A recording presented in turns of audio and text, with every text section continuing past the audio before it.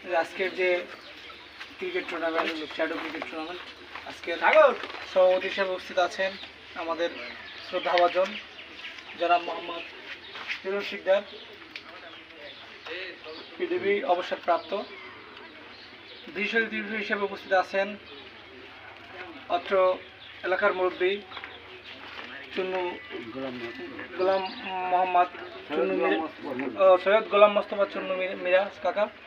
এছাড়া আছেন স্বেচ্ছাসেবক দলের আহ্বায়ক হাসান এবং অত্র এলাকার আমার মুরব্বী একরাম এবং খেলোয়াড়বৃন্দ। 5ই আগস্টের পর থেকে আমরা বিভিন্ন খেলাধুলায় আমরাও আপনাদের সাথে পার্টিসিপেট করি।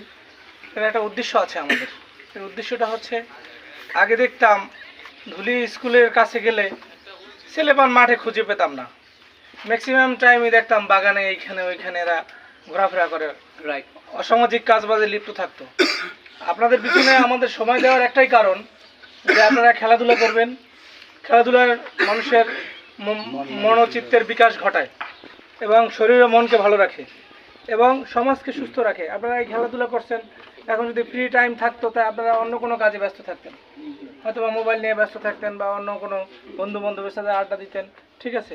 এই যে খেলাধুলার মধ্যে আপনারা থাকবেন, আপনারা এই খেলাধুলার মাধ্যমে মাদক থেকে মানুষ দূরে থাকতে পারে। ইয়ং যে জেনারেশন আছেন, আপনারা তরুণ যে জেনারেশন আছেন, আপনারা মাদক থেকে দূরে থাকবেন, আপনারা খেলাধুলা করবেন। ইনশাল্লাহ এরই ধারাবাহিকতা আপনারা দেখেছেন মাঠে কিন্তু বড় একটা টুর্নামেন্ট হয়েছে এর আগে আরাফাত রহমান কোকর স্মরণে, সেটা আমরা ফাইনাল দিয়েছি।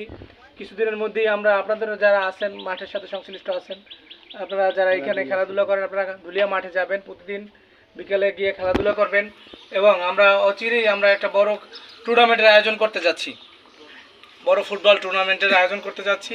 প্রথম পুরস্কার থাকবে হুন্ডা আর দ্বিতীয় পুরস্কার থাকবে আপনার ফ্রিজ। বড় টুর্নামেন্ট হবে, টোটাল সারা বাংলাদেশের বিভাগের যে কোনো জায়গা থেকে টিম নিতে পারবে। আমরা বড় আয়োজন করতেছি আপনাদের জন্য। ইতিমধ্যে দেখছেন, আমরা এখনই দেখি যে বিকাল হইলে আমাদের মাঠ ছেলেপানের ভরে যায় খেলাধুলা করে, দেখলে আমাদের খুবই ভালো লাগে। আমরা এই পরিবেশটাই ধারাবাহিকতা অব্যাহত রাখতে চাই। আর তোমরাও মাঠে যাবে, খেলাধুলা করবে, ঠিক আছে। তোমাদেরকে সকলকে ধন্যবাদ জানাইয়া আমি আমার সংক্ষিপ্ত বক্তব্য এখানে পুরস্কার বিতরণের চ্যাম্পিয়নদের হাতে পুরস্কার তুলে দেবেন প্রভাষক নাইম সিদ্ধার্থ তারেক, সদস্য সচিব বাউপাল উপজেলা স্বেচ্ছাসেবক দল।